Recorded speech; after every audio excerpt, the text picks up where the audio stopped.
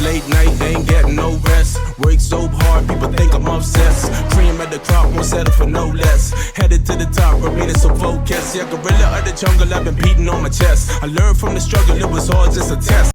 Hey guys, welcome back to Data Driven Value, where we show you the tools and teach you the skills to help you take your financial freedom into your own hands. So today we're going to jump back into the educational side of things. We talked about trends, reversals, how to spot them, and how to position ourselves in that event in our video yesterday. So today I'm just going to dive in. I want to talk more about the indicators that I talked about yesterday, just give you a better idea of how they work, you know, what we're looking for, as well as past examples of why we look for these setups with our indicators. So we're going to jump right into things here. The first couple indicators I want to talk to you about is our RSI indicators. So that's our relative strength index. So this is a really important momentum indicator that gauges whether an asset is overbought, meaning it's price is pumped up, it's gotten a little exhausted, run out of buyers, might be due for a correction, as well as times where it's really oversold, meaning it's endured kind of a long sustained downtrend, a lot of selling pressure, and it might be relatively undervalued.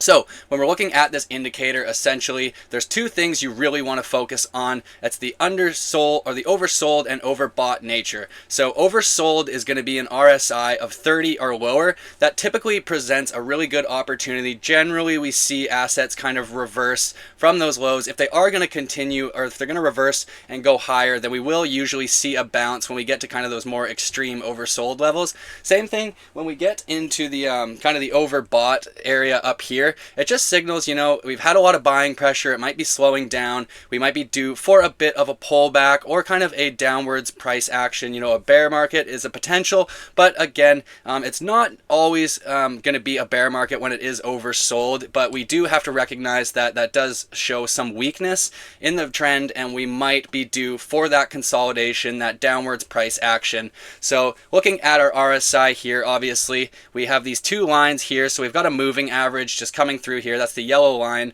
and then we've got our purple line that tracks our RSI here. So when I talk about bullish crosses of the RSI, that's what I'm talking about right here.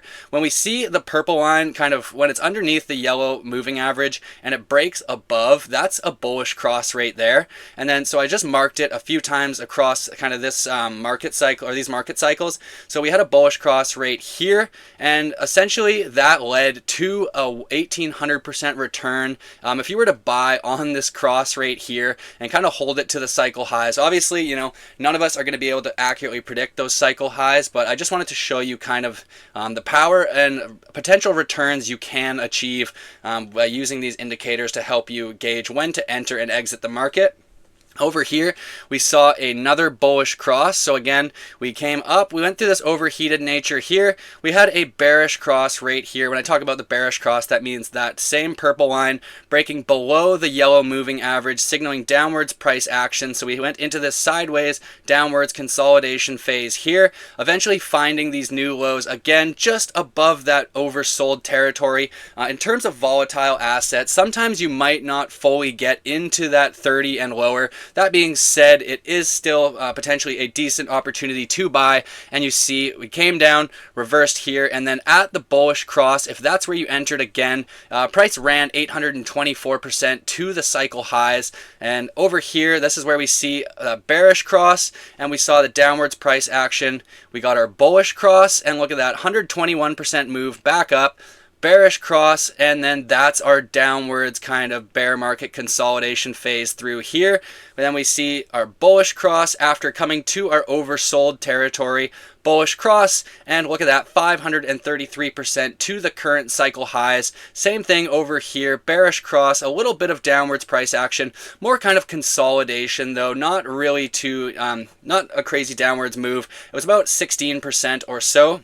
And then we see our bullish cross again, leading to an almost 300% move to the cycle highs. This is right here where it gets overheated, and we see bearish cross kind of able to reclaim it here. And then again, bearish cross and that kind of downwards consolidation price action, followed by our bullish cross and our pump again. So 76% move on that bullish cross. It really just shows you, they do a good job of gauging the trend. So obviously here, calling an uptrend, and and then calling that downtrend, uptrend, downtrend. So you kind of get an idea how I use the RSI here. The reason I have two different RSI indicators, so this is a regular RSI. You can also use other ones. There's an RSI divergence indicator, so I'll pull that up quickly actually just to give you an idea.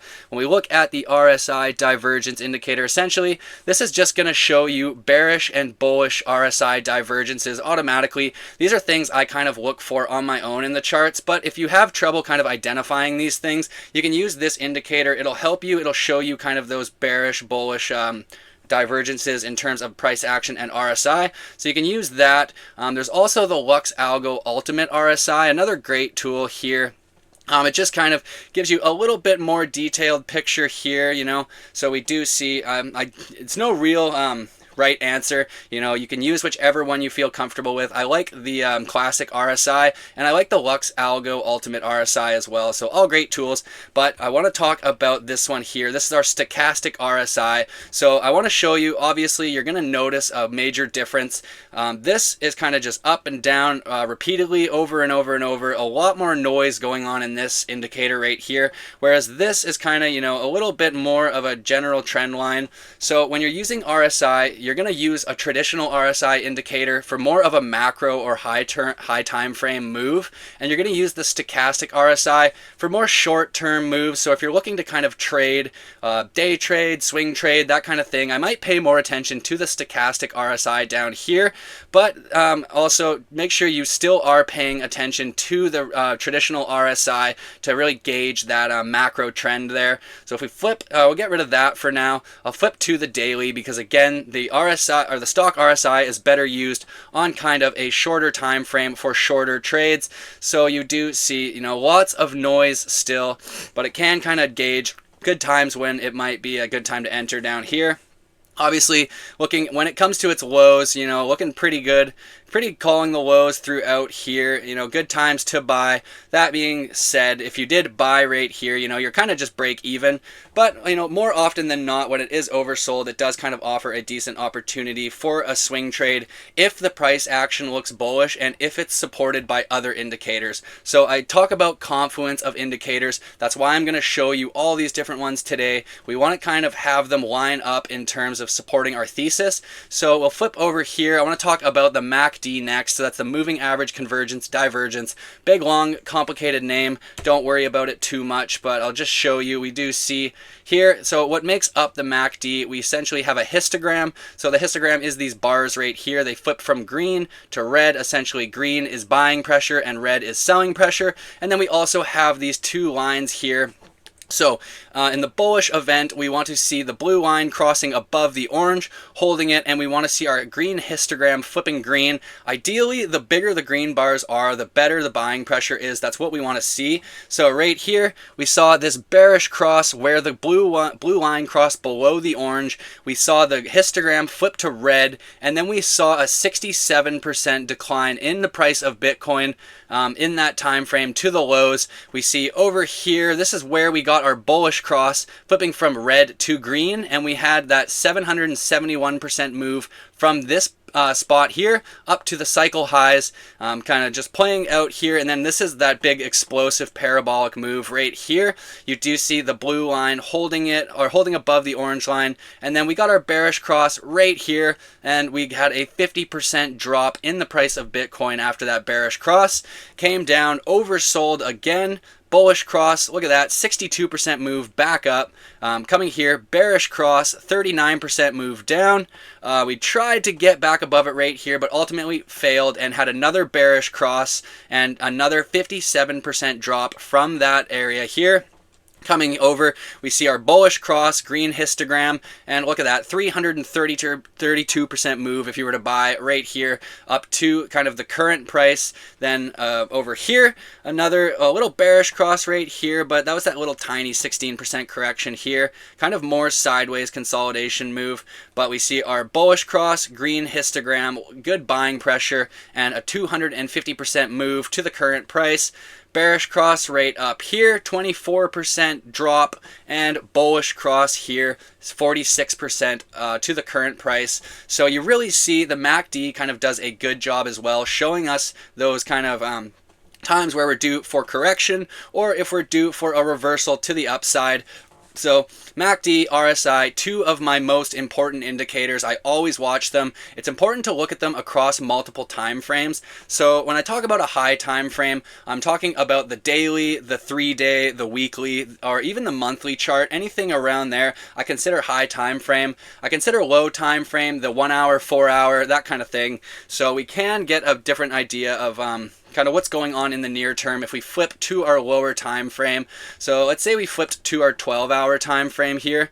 You know, the MACD is now going to look a little bit different here. We do see kind of, yeah, again, curling back over. So looks like we might be headed for a bearish cross on the 4-hour and not the most bullish price action up here. You know, we're stuck under resistance just in this sideways consolidation. So this kind of shows me, you know, if the MACD were to play out here and we had a bearish cross, we might be due again for that downwards price action, and that might be a little concerning because we do have support through here. But if we lose this support, then, you know, we're going to have to come back, retest it, and then if we get rejected, we're likely just going to continue on down further. But that kind of shows you, don't glue yourself to one time frame. You want to be aware of what's going on. To recognize kind of the trend changes on the higher time frame, you need to follow the low time frame as well. So I want to make sure that I'm getting confirmation on the daily chart in the least, but ideally for a cycle position, weekly chart confirmation is going to be the strongest and give you the best odds of success in the long term.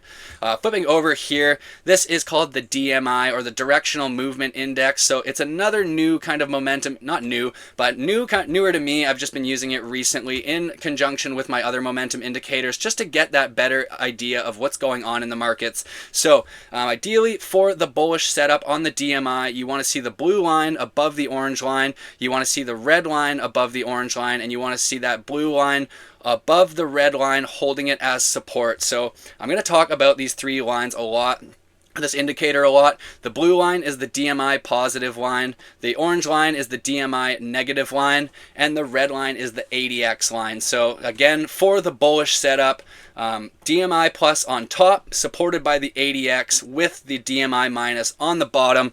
You can see right every time that that blue line crosses and gets above and holds these two moving averages as support, that essentially signaled the start of an uptrend. So here we had this little uptrend here, lost steam right through there, bearish cross again. So that's what I talk about, these bearish crosses, guys.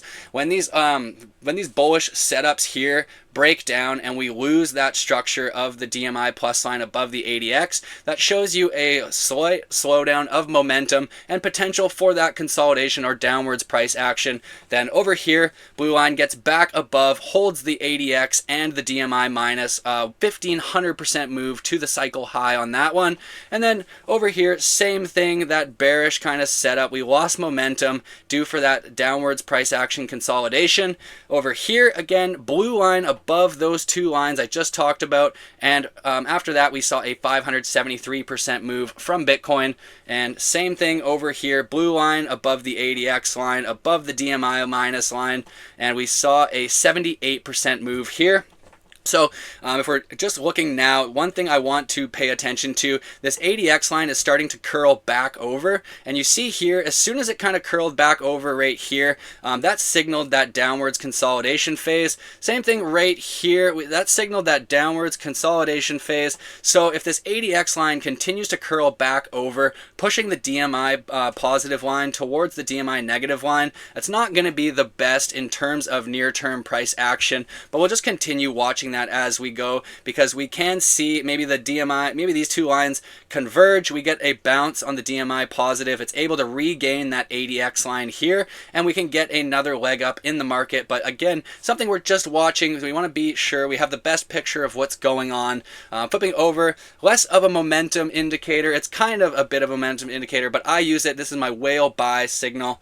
So this one is the L3, sorry, I'll find the name here, the Black Cat L3 Banker Fund Flow Trend Oscillator. So essentially what this does, when we see big amounts of buying from whales or smart money, it flashes these gold bars. So when we look at Bitcoin on the weekly, during the cycle, the big whales are really only heavily accumulating in terms of the weekly flash here, right around these bear market lows. So you see I marked this range right here. This is where that big money, smart money is doing the majority of their buying, and then they ride this trend, or they ride this position up, and that went up 1140% to the market cycle highs.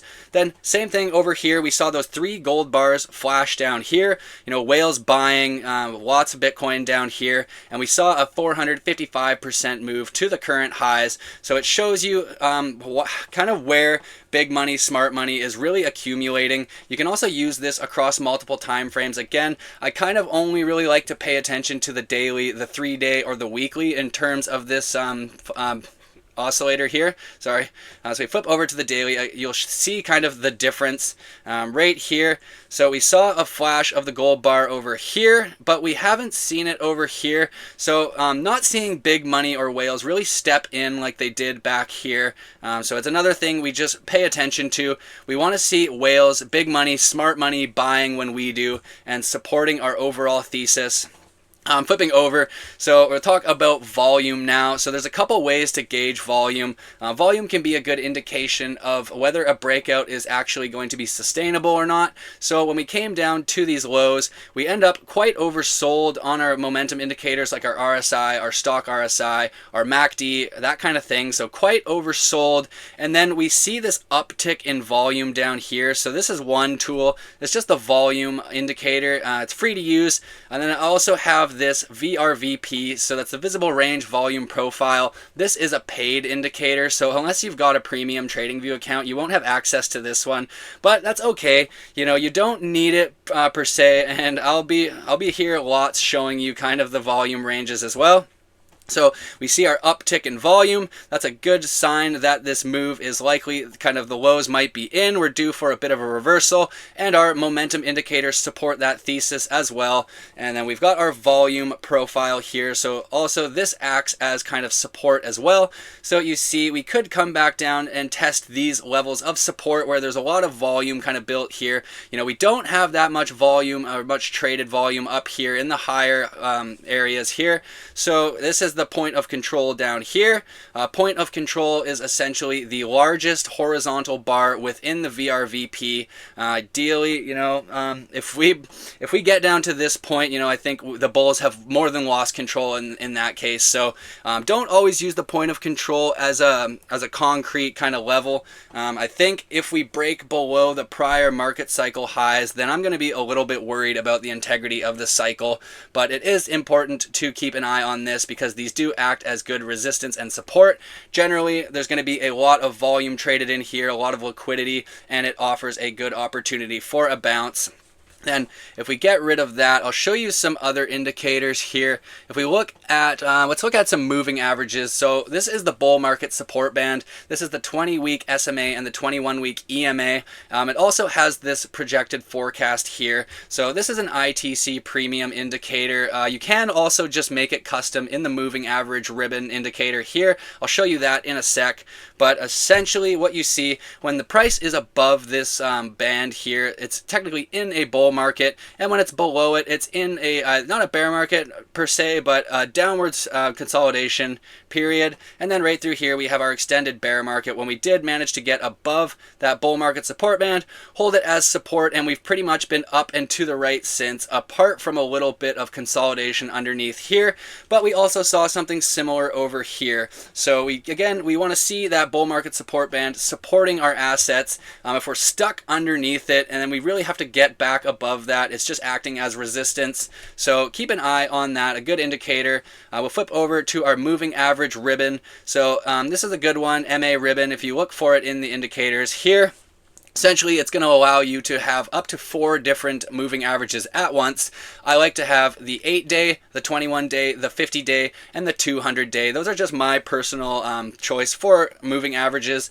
The 8-day and the 21-day are going to give you a better idea of what's happening on the low time frame, and then the 50 and the 200-day are going to give you a better idea of what's going on in the high time frame. So yesterday we talked about trends, spotting trends, and moving averages was one of the tools we can use to spot our trends. When an asset is above both the 50-day and the 200-day moving average, it is considered to be in an uptrend. So you see here, when we're stuck underneath that 50-day and 200-day, this was that long downwards price action in our bear market, and then we managed to get back above it, holding it as support, and then riding our bull market price action up here.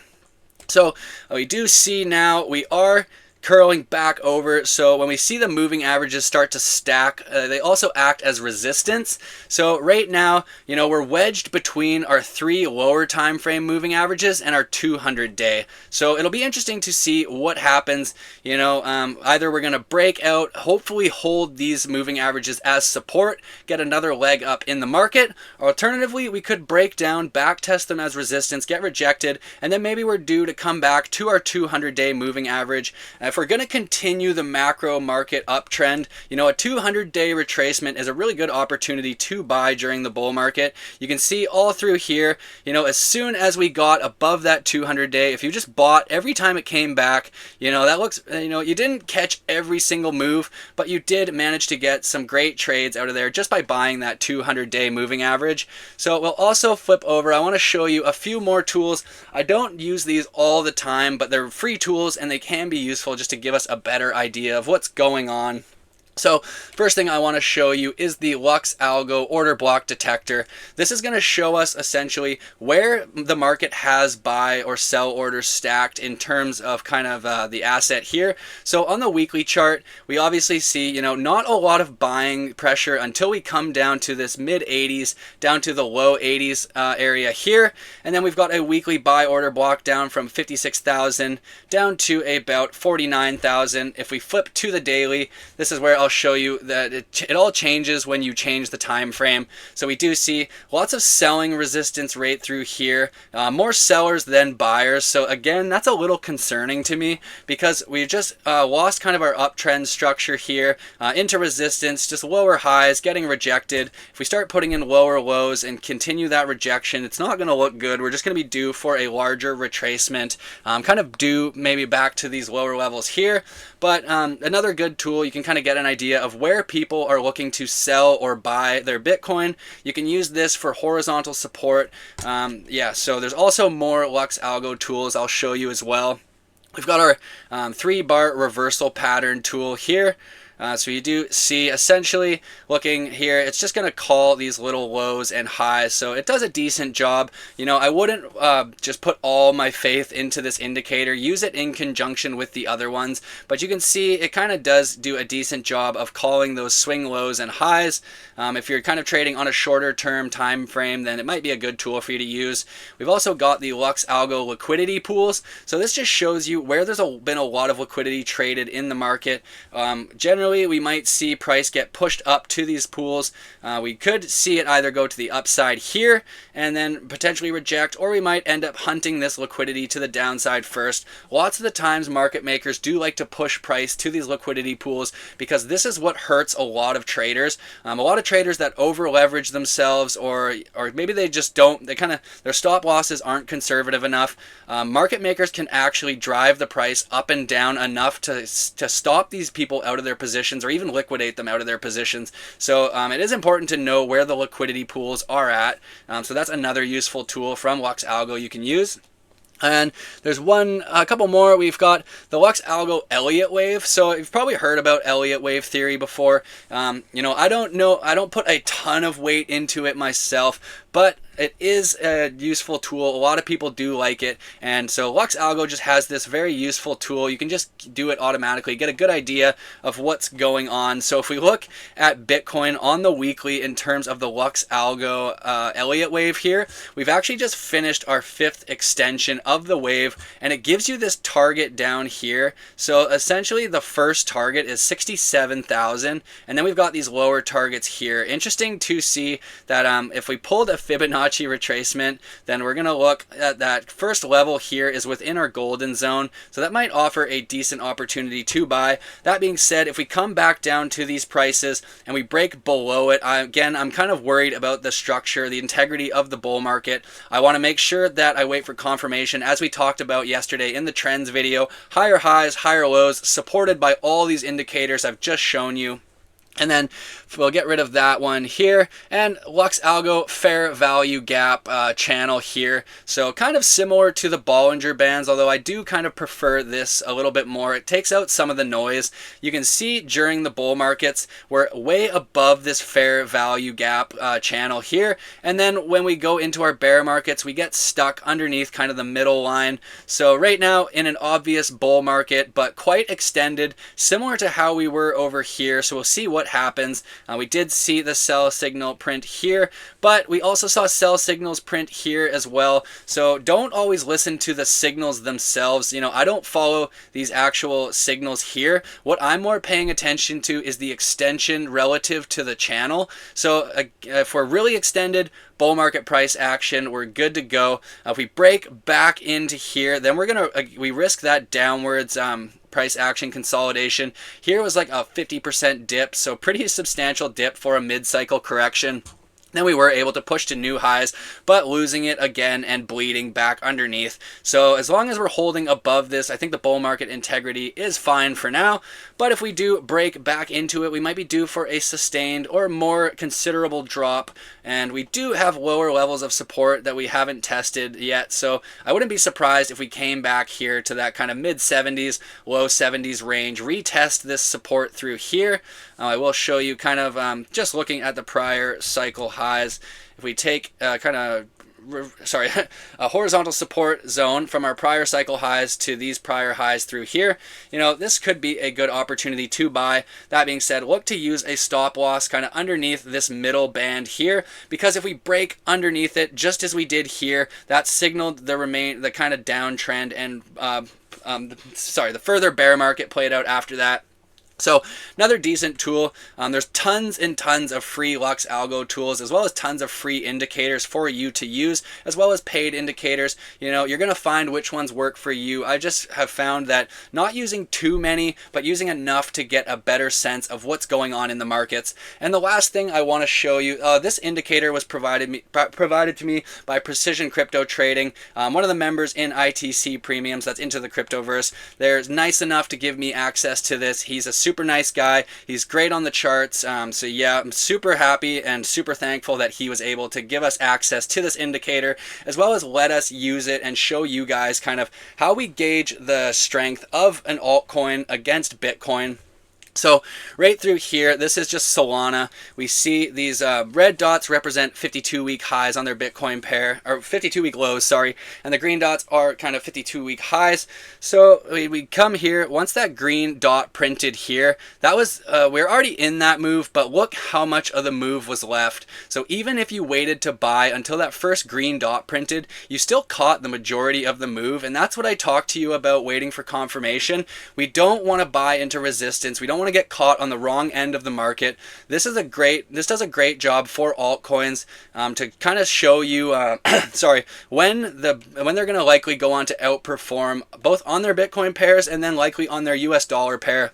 So we saw that, and then we came in our long downwards consolidation, bear market price action through here, and then we flipped green on this. I don't know what quite to call it, but essentially flipped from red to green in our box here. And once we printed again that first green dot, look at that move, guys. From there to the current or to the high, 650% move by Solana. So I'm just showing you, you don't need to time the bottom perfectly to get amazing returns.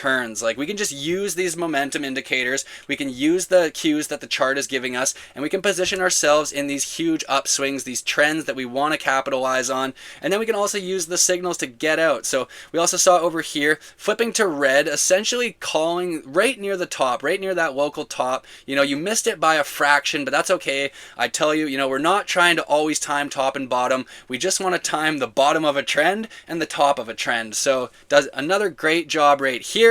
Into that downwards price action, we saw a 31% drop in Solana before getting a bit of recovery. We saw that flip back to green and then ultimately reject and flip back to red, and we're bleeding back to these levels here. So it's just another tool we're going to watch going forward. It's more useful on the higher time frames. It'll show you which altcoins really are doing a good job of kind of outperforming Bitcoin. And especially if we do get into a traditional alt season in the future, we want to be sure that the altcoins that we're buying are going to outperform Bitcoin so we have the greatest chance of success. And this is going to be an indicator that we're watching closely. Yeah, again, thank you so much to JB Growth. You know, it's a huge honor to have him share this with me. Definitely go check them out. I'll link them in the description as well. Thank you so much, guys, for watching, though. If you learned something new, I know it's a ton of info to kind of take in. I want to continue these educational series on the weekends where we can just step back, take a look at the charts, figure out how we want to position ourselves and what tools we can use to make sure that we're making the right decisions at the right times. So thank you so much for watching. If you learned something new, please like, share, subscribe, and I'll see you guys in the next one.